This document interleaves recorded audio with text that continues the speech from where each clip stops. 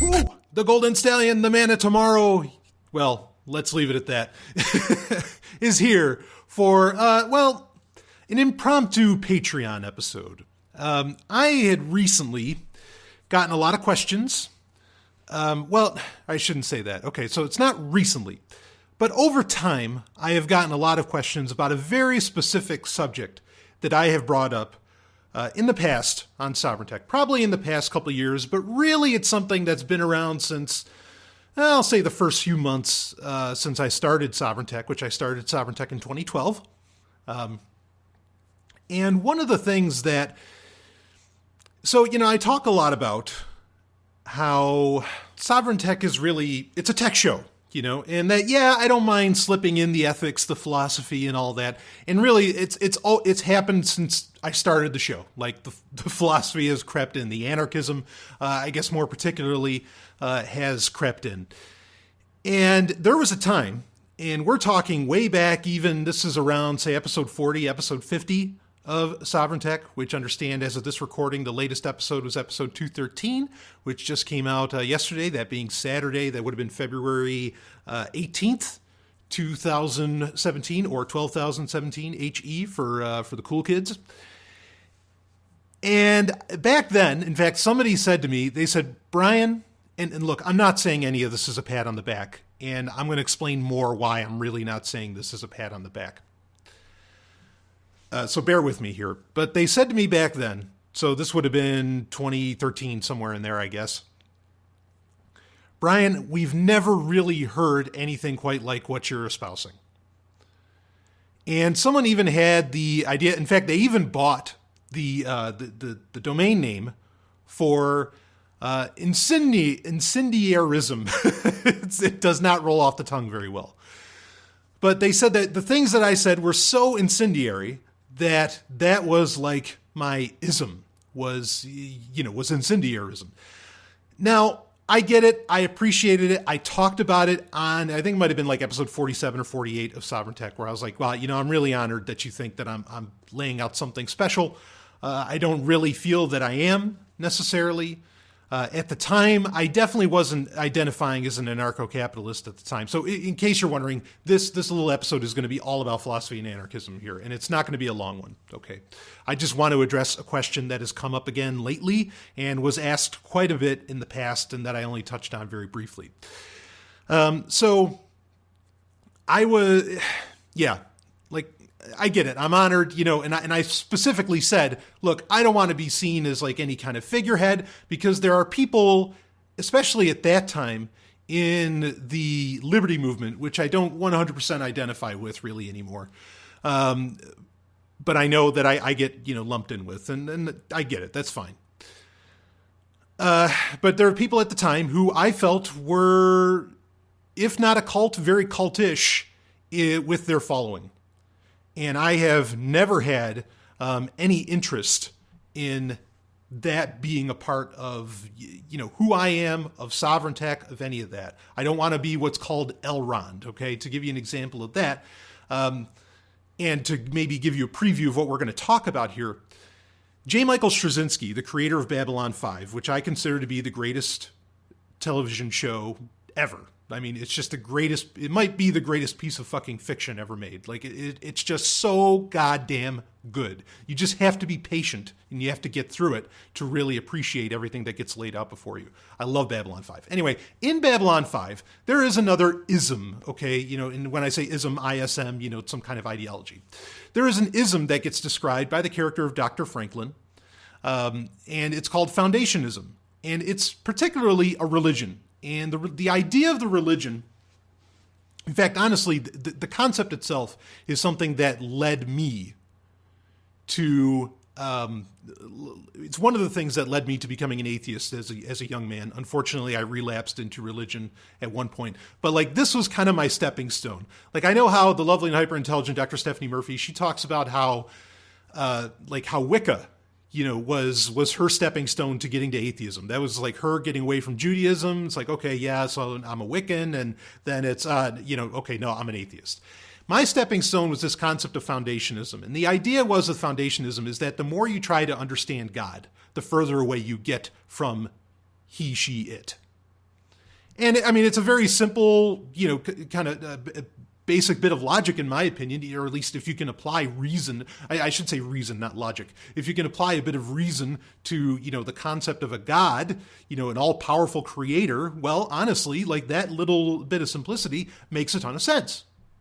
Now, over the years of Babylon 5, and really still, I imagine to this day, he probably still gets, emails or questions about it. Frankly, if I ran into J. Michael Straczynski, in any time recently, I would ask him about it as well.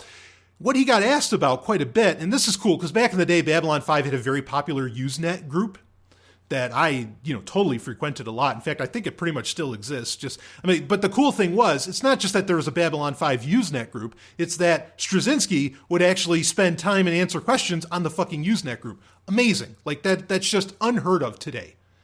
So many things that Babylon 5 did are either, pioneering or are still unheard of to this day. But this isn't about Babylon 5.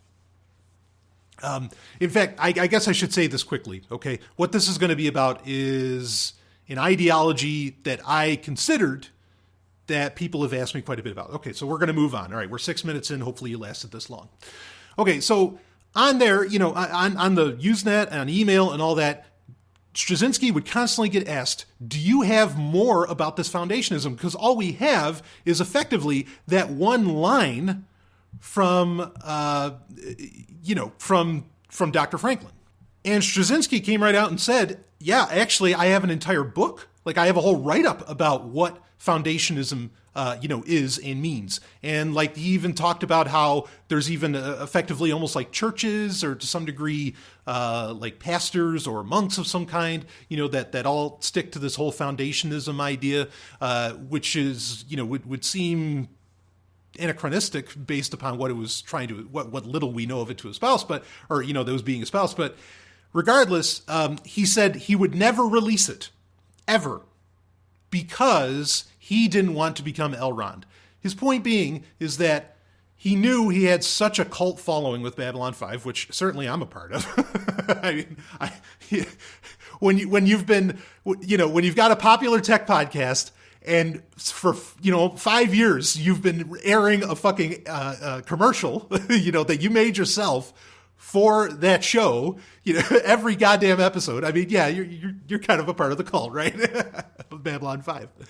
But he said he wouldn't want to get Elrond. So that's his word. And Elrond, of course, is a reference to L. Ron Hubbard, the creator of Scientology, who, ends up being totally followed. And I could get into, the fact that, like, I feel that I personally know that L. Ron made up Scientology. He didn't believe a stitch of it. I mean, obviously he made it up, but that he himself knew what he was doing. I remember Harlan Ellison saying to me, who's also a friend of Straczynski, but Harlan Ellison, specifically saying right around the dinner table, look, I was there. I was in the room when Ronnie said, he tossed down, his notepad and said, screw this. I'm not going to write science fiction anymore. The real money's in religion. And he went and started a religion. Okay. Anyway, so Straczynski didn't want to get Elrond. Okay. So I never wanted to get Elrond. And please understand, I say this with absolute humility because I am in no way saying that I am anybody, because I'm not, worth listening to or following or whatever. Okay, I absolutely am not. I'm not saying anything of the sort. And because of that, I've always really steered very clear of coming up with, kind of my own terms for my ideologies, which I do recognize a lot of them are very unique, or at least the synergy of them is pretty unique. Particularly, like the non-killing principle that I apply personally. And I mean, just a whole slew of other things. Okay, that I kind of mishmash and remix into what I identify as anarchism for me. And as has been popular recently, and this is part of what I think brought it back up, I identify, and you've heard this in previous Patreon episodes, I also released the YouTube video that is becoming, fairly popular. Not my most popular. My most popular video is actually my debunking of the Rothschild conspiracy, which has like 5,000 something views, which great. I'm glad, hopefully, not a whole lot of negative comments. So I'm hoping that people take that as debunked. But anyway, so the egoism video that I released on my YouTube channel, I think this brought it up for a lot of people, but on there, I talked about, it's like, look, I identify as an egoist anarchist. Really, I just identify as an anarchist, but I identify as an egoist anarchist just because it's the only term that kind of fits. Like, I don't know what else to do. Like, it's the only one that kind of, sticks with what I'm talking about. Of course, egoist anarchism doesn't, it's to where I believe that the use of lethal force is unethical. And I'm not going to describe why I think that if you're new to that part of me. But, if you really want to, I can talk about it on a Patreon episode or something. I've talked about it countless times on Sovereign Tech Prime episodes. And I'm just saying lethal force. I'm not saying self-defense is a bad thing. It's a fine and dandy thing. I mean, myself, I have expertise in Krav Maga. I mean, I'm not a person that is incapable of, protecting themselves by any stretch.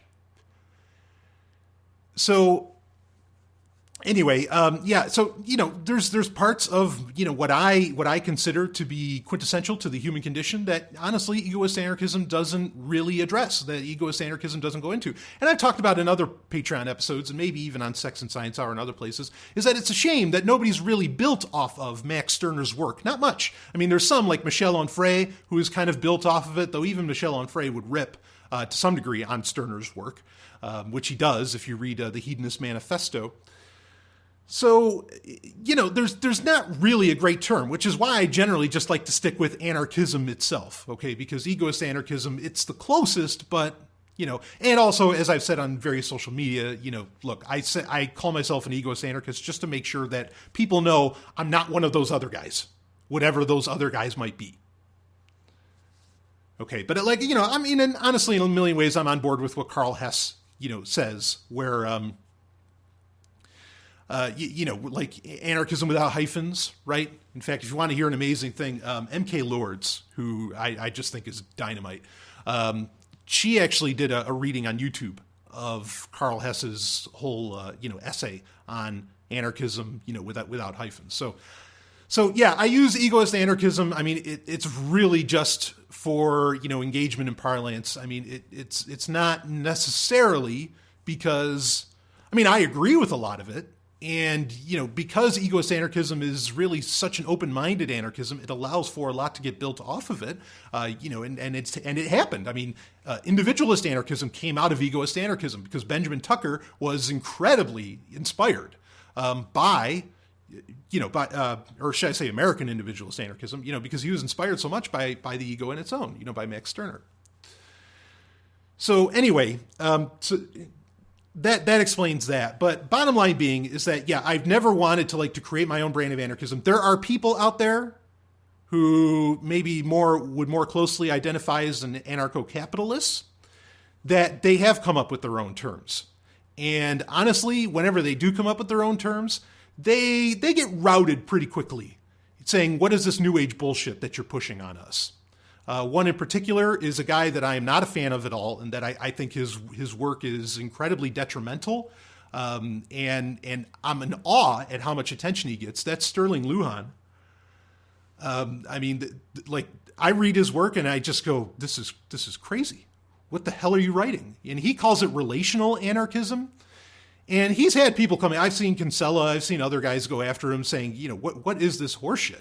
That you're pushing, which is also kind of the nice thing about, for me, if I have to pick an anarchist term to identify with, to say egoist anarchism, well, guess what? That's one of the oldest schools in the books. So you can't call me new age, baby. Okay. I'm just identifying, with one of the ones that inspired in many ways all the others. So, and again, I don't mind, interpreting and talking about egoist anarchism, as a valid way, because, to my mind, it's one of the best out there. It's one of the best brands if you want to get particular into that. But I'm not here to get into some kind of gigantic philosophical war or ideological war, in any sense of the term. So anyway, all of this is to say that, I'm really, really opposed to A, creating a new form of anarchism, or B, coming up with a new term for this stuff. And I know that there's people that make great arguments for why it's okay to have new terms and all this. And understand, I am, I'm definitely a believer. First off, speaking of language in the abstract, I am a firm believer that the English language sucks ass, and it is terrible for disseminating ideas. I mean, it's fucking terrible. And I think that there are words that the English language is sorely lacking. Sorely, sorely lacking. I think our concept of property itself has a language barrier, and that's why there's so much argument around it, is because there's no real term to describe just what exactly property is, what exactly the individual is. I mean, even Stirner had a hard time with that. This is, a central tenet, if there's tenets in egoism, but it's a central aspect of egoism in that, he calls the individual the ineffable one. Because there's no word to describe what exactly makes an individual. Not just what makes a human, what makes consciousness, what makes an individual. So, we have a language problem, with a lot of this stuff. So, but anyway, I get it why people want to do it. I am not one to want to create new words as far as like new ideologies or, new terms for ideologies and all this. I'm all about building on the shoulders of giants, but, keeping it within the realm of some of those shoulders, I guess. And not that I would want to be in any way limited, which is, of course, what's the appeal of egoist anarchism is that, it appeals to the unlimited nature of the limited man. But anyway, at one point, I'll say 2 years ago, maybe, I had a moment of weakness in all of this. No matter how much I didn't want to create like a new ideology, no matter how much I didn't want to like be coming up with new terms, the blah, blah, blah, blah, blah. I didn't want any of that horse shit, okay? I had a moment of weakness where I was so disgusted. And a lot of this kind of started coming out of a lot of the Trump stuff, a lot of the reactions of Islam, a lot of the things going on in the Free State Project in particular, like how things were being handled with Porkfest. And there's just a bunch of other stuff, and of course the increasing, just the ever seeming increasing prevalence of conservatism in liberty and anarchist circles today. And and there was a bunch of other stuff too. A lot of the, what I call the anarcho-capitalist loudmouths, okay, were, just spewing the worst fucking shit, that I've ever heard. And then there's even, guys like Sterling Lujan, Chase Rachels. There's a bunch of these guys. They're Facebook-tarians. There, I created a new term for you there. Facebook-tarians. These guys are only a big deal there. In real life, they mean nothing. They mean absolutely nothing. And what they say isn't applicable to shit. So I had a moment of weakness where I was like, you know what, fuck it. I'm going to draw up my own little, ideology. And I'm going to say, all right, this is what I fucking am, because I'm tired of even calling myself an anarchist. I'm so sick of this shit, and after like a month, I thought better of it all. Okay. And I was like, no, you're an anarchist. You know the deal. You know how this goes. But I was feeling, and I'm being open with you guys. I'm just, laying out all the cards here for you. What was going on for me and what I was feeling. I was just feeling tons and tons of disgust, tons of disconnection. I was, I was really mad. And honestly, some of the episodes of Sovereign Tech at that point were some of my, shall we say, angriest, some of my hottest around the collar. Because I was just so livid at all the bullshit that was getting peddled at the time. And there was more. There was stuff from, like Berwick and some others where, they were just spewing crap. So anyway, at one point on an episode, and I think it was during a climax, I had briefly mentioned, that I came up with this idea called observationism. Laugh all you want, because it's worth a hearty laugh. And even briefly, when I describe Sovereign Tech, or when I have materials or whatever for Sovereign Tech, where it says it's an anarchist-run science and tech show and all this, on various websites and everything. I even changed, just to try it on for size to see what it looked like. I changed it to an observationist run. And I had a couple people look at it. First, most people were like, whoa, what's this? Tell me more. And that's a lot of the emails that I've gotten recently, is people asking me, hey, what was this whole observationism idea that you had? Or what was this whole other, because I kind of hinted at it, that I was thinking about, sort of developing my, my own personal little ideology. And again, it was only meant for me, really. because I'm not interested in starting an ideology church. Even then, I wasn't really interested in, in any kind of horse shit like that. And I, ugh. All I have are sounds. See, the language barrier sucks because I get so disgusted by those notions and those ideas. But people recently have been asking about it again. And I touched on it briefly and I described it a little bit. And I mean, first off, a couple of people read the word observationist on some of the web material, and they were just like, "Oh, I thought I'd seen it all. That's just ridiculous." And I totally accept that critique. I had other people actually either message me or email me and say, "Wait a minute, I know what you're getting at. I know what you're saying," and they liked it. They loved it. They thought it was like they picked up what I was putting down, and they thought that it was really wild. And it won't take, just like foundationism didn't take long to kind of describe, this doesn't take long to describe, what exactly observationism was. So all of this is building up to what exactly is observationism, and because a lot of people have been asking me about it again. And first off, why choose the word observationism? Well, it is a word that people, like, it's applicable, like it works. It is somewhat self-explanatory. And some people that messaged me, they understood what I was saying. Like, they got it. They're like, "Oh, observation. Oh, yeah." I mean, in mixture admixtured with everything that I always talk about, on Sovereign Tech when it comes to philosophy or anarchism or whatever. So observationism, so the term, like, it was tough to find, like, what word doesn't have an ism after it anymore. I mean, you go down the list, I mean, and there's one for every single one of them, and usually it's something that doesn't have anything to do with anarchism, or usually it's just some terrible idea, right?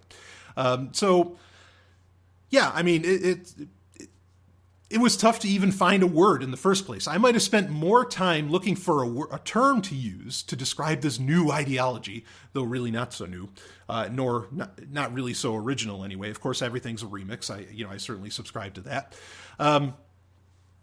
But yeah, and eventually I came upon it and I was like, "Oh yeah, that makes a lot of sense. That makes a ton of sense." So I found the word observationism. I found the symbol for it, which I'll talk more about the symbol in a minute. In fact, I still use the symbol for a lot of, it's now kind of the official Sovereign Tech symbol. So even though it's been used for a million things, and it's certainly not just Sovereign Tech. If you listen to last week's Patreon Q&A, I talk a little bit about symbols. But anyway, had my, and the symbol was the Omega symbol. We'll talk about that more in just a bit, because I don't want this to go too long. So observationism itself is really just the prime directive applied to, sociopolitics. That's really all observationism was. I mean, there's more to it. Like, I wanted to break down more into the non-killing aspect of things, which if you've never read like any works from the Global Non-Killing Society, you can look into that. Maybe bake in some naturism or something. It was just a total remix of a bunch of different ideas, and certainly a lot of egoist anarchism. And of course, anarchism is at the heart of observationism in all of this. But it's effectively the prime directive. Now, if you don't know what the prime directive is, it's from Star Trek. And this is the thing that people realize. Like, as soon as they heard me use the term observationism, the people that knew me, that are listeners of Sovereign Tech as well, they instantly emailed and messaged me, and they said, "I see what you're doing." I instantly thought prime directive when you said observationism. And so I'm glad that people got exactly what I was saying, and just the brief description that I gave of it, even though I didn't, reveal the hand, that it's effectively, kind of the prime directive. Now, the prime directive, of course, is from Star Trek. It is kind of rule number one for Starfleet. And there's a lot of different interpretations as to what exactly the prime directive is. And I could do a whole episode just around the, kind of the meaning of the prime directive, or even why it was created for the show, a lot of this other stuff. But I mean, it's non-interference. The basic idea is that if a culture, or if a culture or a world, a race, whatever, in the galaxy has not yet achieved the technological level of warp travel, of warp speed travel, okay? If they haven't developed their own little warp drive, or they haven't developed the ability to move faster than light, or to travel faster than light, you don't, you practice absolute non-interference. Like, you don't interact with the culture, you don't do anything with it, because, because the theory goes, and this supposedly comes from the Vulcans, an experience they had within their own solar system, is that if you a incredibly advanced technological organization or culture like the Federation, like Starfleet, if they interacted with a quote unquote lesser civilization, and of course, in Star Trek they would say lesser with absolute respect, it's just a metric. Not that they're lesser people or anything, but that the results of that can be positively disastrous. Just terrible things could happen, and you defect. Who knows what ramifications would occur, if you don't allow a species to, a culture to naturally develop to the point to where, they develop warp drive for themselves. Because kind of the idea is, and it's funny too, there's a real humor to this with the Prime Directive. Like I said, I could do a whole episode about that, but I don't want to take that much time. But it is ironic that the idea behind the Prime Directive, if the Vulcans really followed the Prime Directive, they never would have landed on Earth. I shouldn't say that. No, they followed the Prime Directive because, they detected a warp ship. They detected Zephram Cochrane. This is all in the movie First Contact. They detected Zephram Cochrane going to warp, right? But the thing is I should say, kind of the background ideology of the Prime Directive is sort of bullshit in Star Trek, because if kind of the idea is that if a culture or a race develops warp drive, then they must be working together peacefully to reach that level of science. And so they're not a culture at war anymore. However, when you watch the movie First Contact, for a fact that the Earth is, totally factionalized, and, there's wars, civil wars going on right and left, and they just come out of World War III and everything. And so if the idea is that, it won't be a less advanced species, if we stick to the Prime Directive and we don't interact with them until they develop warp drive, well, obviously that's not true at all. And then within Star Trek itself, the humans would have never become, the kind of the unifying or the, galaxy universe saving force that they would end up becoming. So that's ironic, right? but anyway, so the Prime Directive is that you don't interfere with cultures that are, that haven't developed to a certain degree. And it gets taken very seriously in Star Trek. Again, there's, Star Trek has had so many writers, and it's been so many years. It's morphed over time. If you remember in the Omega Glory, this is, from the original series with Captain Kirk, Captain Kirk says, that the Prime Directive is the most solemn oath that a starship captain can have, and he'll die following it. And he'll his entire crew, if they have to, will die rather than violate the Prime Directive. Of course, Kirk, Picard, and all the rest would go on to violate the Prime Directive multiple times. And I could get it, and I've talked about this on Sovereign Tech as well. There's people like Robert Beltran, who played Chakotay in Voyager, said that the Prime Directive is, akin to fascism, because it's saying that you won't help. Say if a non-warp culture, or a culture without warp drive, or that hadn't developed warp drive, if they are dying, because of some catastrophe or something, that you wouldn't go and save them. He felt that was really, that's really sick of of Starfleet to do, and so he has a real problem with the Prime Directive. Interestingly enough, that's kind of the opening motive for Star Trek Into Darkness, right? With that on the planet Nibiru, which has seemingly little to do with, Nibiru by, say, Zecharia Sitchin. So anyway, I get all of that. And just the basic idea was, the idea of the Prime Directive, that you just don't interfere, that you just observe. That you're at this, shall we say, I don't know, it's tough because you don't want to sound like an asshole, or you don't want to be presumptuous or arrogant in thinking, oh, I'm enlightened and everybody else is stupid. Let's be clear. The bulk of people on planet Earth are fucking morons. They are stupid.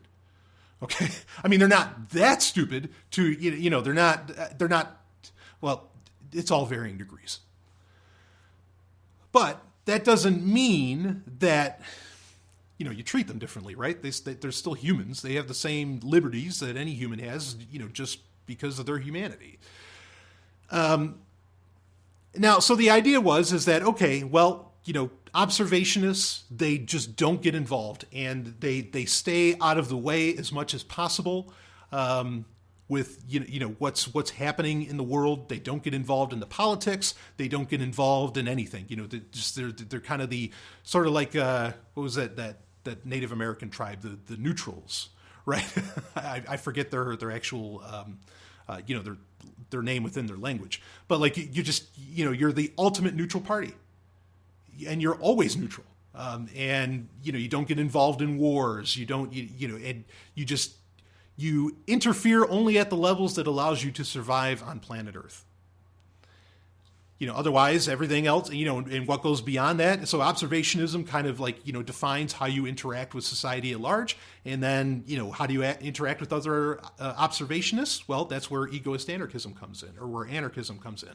And, a lot of these other things. But you don't interfere. You don't interfere with the developing society. Because I don't think it's unfair for someone to say that, look, all these people that aren't anarchists, they're still getting there, okay? They're still developing, mentally. They haven't figured it out. They haven't gotten past their fears and whatever else. And I say that with absolute empathy, honestly, that, they haven't gotten past the fact that they don't need a nanny their whole life, that they can really take care of themselves, and that they can build the tools or can get access to the tools, themselves to be able to, survive and thrive, in the human condition and grow.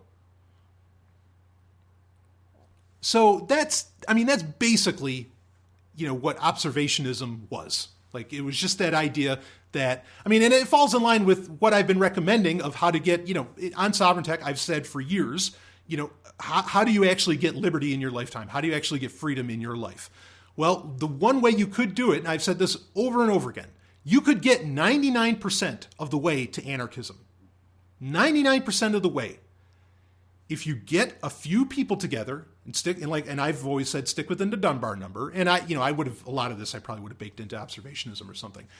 So anywhere between 5 to 150 people, you buy a certain plot of land and you get together and you do that. And this is where the 1% comes in. Okay. But on that plot of land, you interact with each other. It's like it's a free market. Okay. Now the 1% thing that you can't get away from is probably paying land taxes. Now, of course, if you lived in Thailand or something, maybe that'd be different, or in Vietnam. But, that's the 1%. That's the one thing you couldn't avoid, is paying land taxes. Okay, there's even parts in the United States where, like, there are actually no taxes other than you have to pay, like, some kind of fee that equates to land taxes, like unincorporated areas. And there's other parts of the world that operate, in very similar fashion. Like, it seems like there's always going to be that one little tax that you'd have to pay. Somewhere, somehow, and depending on where you live, are you going to pay other taxes when you go somewhere? Do you use gas? You're going to have to pay the gas tax, blah, blah, blah. Sure, but that's the one place, like, where I think with modern technology, where you'd still, effectively have to interact with the state. Otherwise, you could pull off, not a commune, but a community of, free marketeers, black marketeers, whatever, and rock it out. You could get 99% of the way there to living that life. You could live the alternative relationship lifestyles that you've always wanted to. There's lots of things, really, you could engage in all this different stuff. So anyway, that's the basic idea of observationism, is just not interfering, with what goes on, and just looking at kind of the world events for what they are. This is, the actions of people that are still working out traumas and that have a lot of fear, and, all these different things, and still see the use of lethal force as some kind of, like, valid thing to solve a problem, which I love I don't think it's really a Chinese saying, but it always gets attributed on the internet as a Chinese saying. It's like, he who thinks you need, or he who thinks that nonviolence can solve, how does it go? Shit. Something like, he who thinks violence can solve anything has never had a mosquito on his balls, or something like that. Like that's the idea, is that there really is always another way. You really never, lethal force is not the ultimate solution, and it's often, or it's pretty much, in my opinion, always the wrong, it's not the best solution, it's not the right solution, it's not the most efficient solution. Anyway, but that's getting into a whole other subject. So that's observationism. Again, I don't want to spend much longer, talking about this, but I am not espousing this. I am not laying it out there, as like a thing. What I had in my head as far as observationism, do I go by it? Yeah. I mean, I don't vote. In fact, I saw somebody else say this recently. Literally just in like the past couple weeks. So long, this is long after, I thought about applying the prime directive to anarchism. But the person said that, look, my argument for not voting is the prime directive. I'm not going to engage, with a less advanced culture. Damn right. You got it. See, somebody else independently, thought up that, yeah, okay, this is, you can apply this in certain areas, and yeah, why interfere with a less advanced culture? Now, I know some people are going to think about the self-defense thing and yada yada, and that's a whole other conversation. I'm not even getting there, going down that. And if you want to ask me, maybe I'll get to it in a Q&A or a separate episode. But this was the idea that I had, was just applying effectively the prime directive, the non-interference with less advanced cultures, applying it to anarchism in general. And baking things into that of how to live the, kind of an observationist life, which isn't telling you how to live at all. You could be, rather conservative, and you would still be able to be an observationist, just you would have your conservative enclave, say, in I don't know, in northern Maine or something, or wherever the hell you want to have it. Observationism really wouldn't tell anybody, how to live or, their lifestyle choices and all this. So that's observationism. A lot of people asked me about it. They were asked, actually, a couple people particularly asked, would I do a write-up about it? Would I lay it kind of out? And there's no real need, like I just don't feel the need, to do that sort of thing. Because I don't want it to be, I don't want to create another term. I'm not interested in necessarily a new ideology. I think a lot of the conclusions I come to are, perfectly well-based in much of what anarchism has already laid out. I'm not saying people are unethical if they don't think the way I do. I'm quite the opposite, as to where a lot of anarchists do seem to act that way. I am not that way, but whatever, So that's it. I just wanted to address that. I don't need to spend any more time on it. That's what observationism is. I personally, if I were you, speaking of, I guess quick on this topic, anybody that comes up with a new term for anarchism, I'd be very wary, very, very wary of that. I think there's a lot of people who are just trying to make a buck off of, well, this isn't just for anarchists, this is for all kinds of people, trying to make a buck off of other people's traumas, trying to make a buck off of other people's fears, trying to make a buck off of trying to seem really, really intelligent. And then what usually happens, because what happens with a lot of these guys is that, oh yeah, they're preaching some really fine anarchism and liberty for a while. And then after a couple of years, oh shit, they do the bait and switch. And suddenly they come out like fascists. And they're telling people, you need to do things my way, or you're unethical, you're terrible, you're a fuck, all this different stuff. There's plenty of people like that in the liberty movement that I've encountered that I think is well, I've talked about this on Sovereign Tech too before. And that is that when you're dealing with a community or a movement or whatever, an ideology that doesn't like to call the cops, that doesn't, and I don't like calling the cops either. I don't recommend it. That doesn't appeal to authority, that's rife for sociopaths to come in and kind of take over, because you already have this anti-authority thing, and then they feel like they can get away with all kinds of stuff. And I've seen that happen plenty of times too. So, I'll say, I guess I'll end it off with this. This is something I've said on social media and on Sovereign Tech in the past, and that is, I'm already against the next libertarian Jesus. And it's amazing how quickly sometimes those kind of people get propped up. I am not it, and I will vehemently say I am not it. I don't want people, following me. If you want to listen to what I've got to say, that's awesome. You want to converse, that's awesome. I love doing that. But no. There's lots, it seems like there's a name that'll come up every couple of years that suddenly everybody kind of gets excited about. I've noticed, well, I don't know how much I want to reveal that, but I've noticed in certain groups, shall we say, in my various social circles, that people get really excited about Jordan Peterson. when a lot of what he has to say is easily debunkable and has, major logical flaws. That's a name that a lot of people are getting really excited about. And there's others. In the past, there have been, some people get excited about Adam Kokesh. I think that guy's literally insane. Like he's crazy and just a mentally a scary individual. There's a lot of these people. I don't want to say kill your heroes, because I hope that my emphasis on non-lethal force says that I merely mean that metaphorically. But metaphorically, yeah. There's nothing wrong with having heroes. Heroes can be a good thing, but keep them in check, that they're not always right, and that you want to be very careful of what you're espousing and what these people have to say and what they associate with and all that. I mean, it's just, it's an issue. So anyway, okay, that is it. That's it. There you go. That's observationism for you. If you really have more questions about it, I would, I'd field questions on it, but look, this is just, I'm not going to make it a thing, outside of my own little mind. And maybe I'd make it a part of fiction, perhaps, that I would write or something, just for the giggles, kind of like Straczynski did beautifully with Foundationism for Babylon 5. But that's as far as that go, like, ever. I'm just, no, I'm not interested. I get called a thought leader, not really a thought leader. I mean, yeah, like I talked about, in a recent Q&A, like I like to sit at the philosophical table and have the conversation, but don't look at me as some kind of leader. I'm still figuring so much shit out in my own life. And honestly, I haven't met the person. I've only met a couple people maybe that I don't think that they don't have, so much of it figured out. Or what I mean to say is that, like, I think they really have it together, but it's such a scant few people that do. I'm certainly not one of them.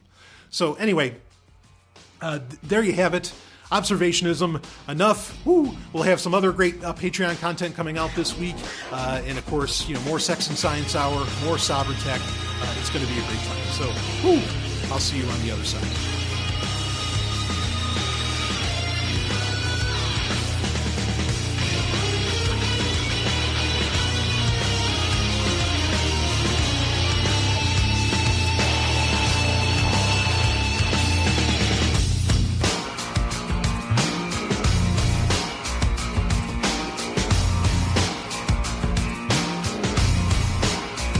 You just experienced Sovereign Tech.